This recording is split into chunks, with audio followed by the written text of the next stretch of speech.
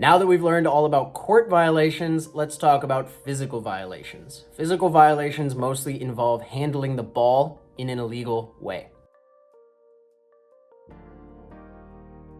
Kicking is pretty simple. It is intentionally striking the ball with any part of the foot or leg. Most often, you're going to see this: an offensive player tries to pass to another person on their team. Defensive player kicks their leg out to try to knock the ball away. That's a kick, and you'll just give it back to the offense. Make sure to blow that one. All right, so here we have an example of a kick. Intentionally kicked, pretty obvious. This one hits the leg, but it's not intentional by the player whose leg it hit, so not a kick. That one, same thing, accidentally hit the leg, not a kick. There are some less common instances of a kickball that we see that we might not immediately think as being a kickball because it doesn't look like a kick. Let's think about the wording of this rule. Intentionally striking the ball with any part of the foot or leg. If somebody falls to the ground and they're trying to secure a loose ball and they pin it between their legs, that's intentionally striking the ball with your leg, so that's a kickball. It's not a kicking motion per se, but using your legs to handle the ball in any kind of way, that's going to be a violation. Carrying is continuing to dribble after the ball has come to rest in your hand. So most often you're going to see this. Somebody's going to be holding the ball and kind of dribbling. It comes up, they get their hand under it, they do it again, or they lift it up and try to do some funky move with the ball and then start dribbling again. This is going to be a carry. It can be kind of hard to recognize at first, but as you get better, you will get better at recognizing it. Here are some examples of that.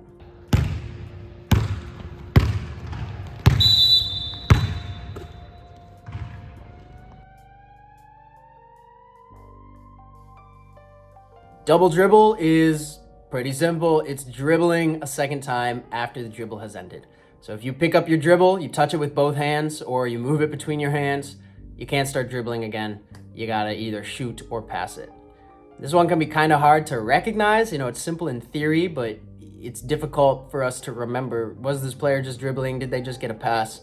It's one of those things that you will pick up over time and be able to call better, but definitely always be aware that it is something that can happen.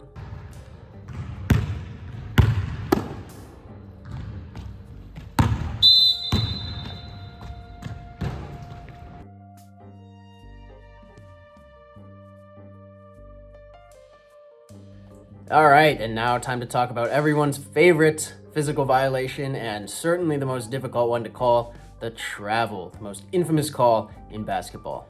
As you probably learned in elementary school gym class, each player gets a pivot foot. So they get one foot that has to stay planted on the floor. They can move their other foot as much as they want, but if they're not dribbling, that one foot has got to stay planted to the floor. Now, they can lift that foot up, and it is not a travel.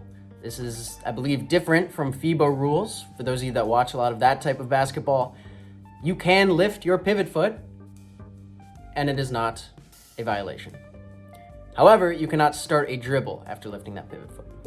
This will come into effect often when somebody is driving into the basket. They basically get two steps. So their first step, that's their pivot foot. They can lift that foot up, step with their other foot, that's their non-pivot foot, and as long as they then shoot before their pivot foot returns to the ground, that is not a violation. So I want to make that very clear. You are allowed to lift your pivot foot up. You're just not allowed to return it back to the floor. That's what makes it a violation. An important caveat to this rule that a lot of people don't realize is that you cannot lift your pivot foot to start a dribble. So you can lift your pivot foot and then shoot or pass to a teammate, but if you lift your pivot foot and then start a dribble, that is a travel. So you'll see this often. Somebody will jump into the air to pass to a teammate, and then they'll realize that that teammate is covered, and so then they'll just start dribbling instead. That's a travel. At that point, they would have to shoot or just take a violation. A player with the ball who is not dribbling may not touch any part of their body to the floor except for their feet and one hand. So if their butt touches the ground, if their knee touches the ground while they're holding the ball, that is a travel. Now, this can get a little dicey with people on the ground. Obviously, you cannot be holding the ball and lay down. That would be a travel. But if you secure control of the ball while you're already on the ground, that's legal. That's not a travel. However, you cannot attempt to stand up. You cannot attempt to roll over. You just have to, from the position that you're in when you get that ball, pass it to a teammate. If a player is attempting to retrieve a ball on the ground and they get control while they're on the ground, but they have momentum that is causing them to slide, that's not a travel. They're allowed to have their momentum carry them wherever it's going as they slide along the ground. But then they can't roll over or do anything at that point. They got to stay still, pass it to a teammate. All right, so this one right here, you're going to see Ned is going to pick up his right foot. That's his pivot foot. He puts it back down. That's travel. You'll see stuff like that all the time.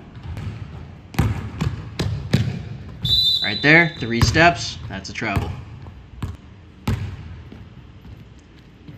This one is not a travel because that was a shot attempt. So that was not a self-pass, which would be a travel, but that was a shot attempt. And that one starting the dribble while the player was already in the air. That's a travel.